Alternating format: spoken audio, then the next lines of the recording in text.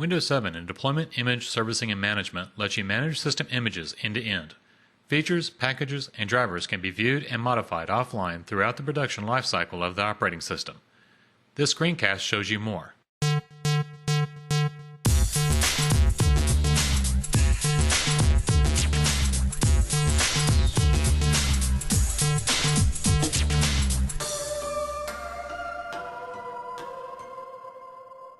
We made a lot of improvements to operating system imaging and deployment for Windows Vista.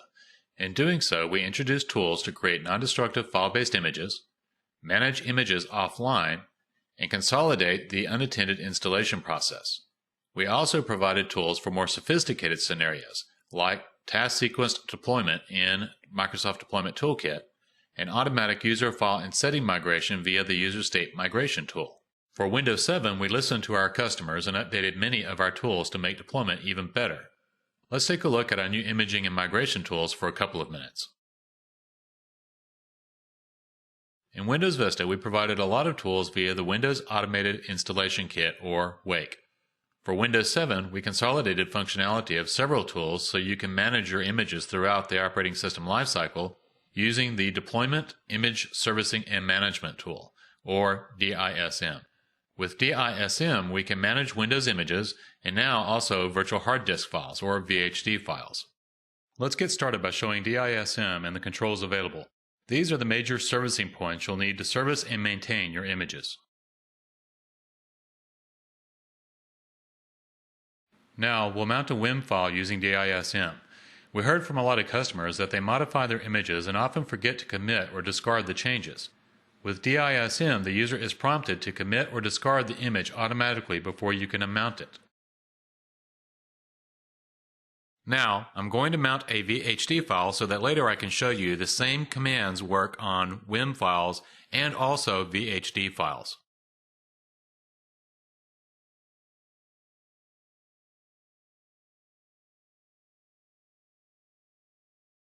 Once the image is finished mounting, the first thing we'll do is see what packages, out-of-box device drivers, and features are contained in the image.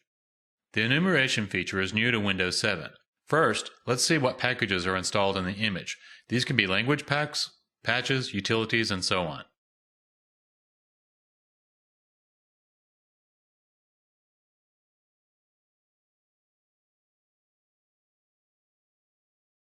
Now, let's see the features of the image.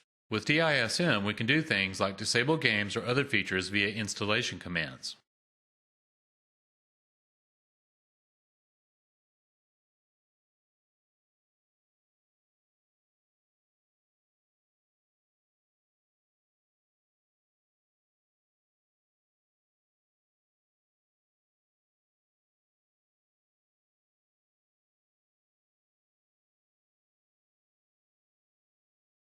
And next, let's take a look at the out-of-box device drivers on this image.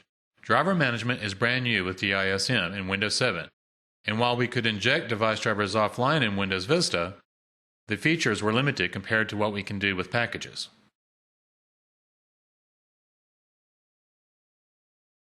Now we can add a driver to our image. I'm going to add a Bluetooth function driver as a sample out-of-box device driver.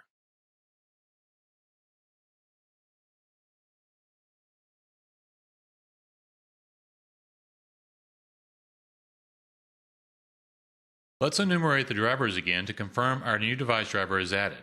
Now we'll see that the device driver was added and the name was changed to avoid naming conflicts to OEM1.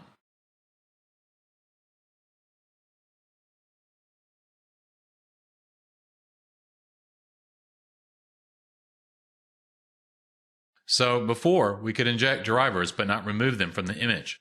I like to make sure I always have the latest Bluetooth function driver installed, so I can now remove the driver to prepare for a newer version. Now let's confirm the driver is removed. Gone. I can add the latest and greatest Bluetooth driver now. The key points to remember here are that all of the major things you are doing to manage your images can be done within DISM. All of these functions are also supported on Windows 7-based VHDs. This is command line scriptable, so we can expect to see a lot of deployment and systems management offerings taking advantage of these features. One last thing to mention is that if you have existing deployment tools using current versions of the Wake and Package Manager, those commands are still supported, so you won't need to re-engineer your Windows Vista deployment automation.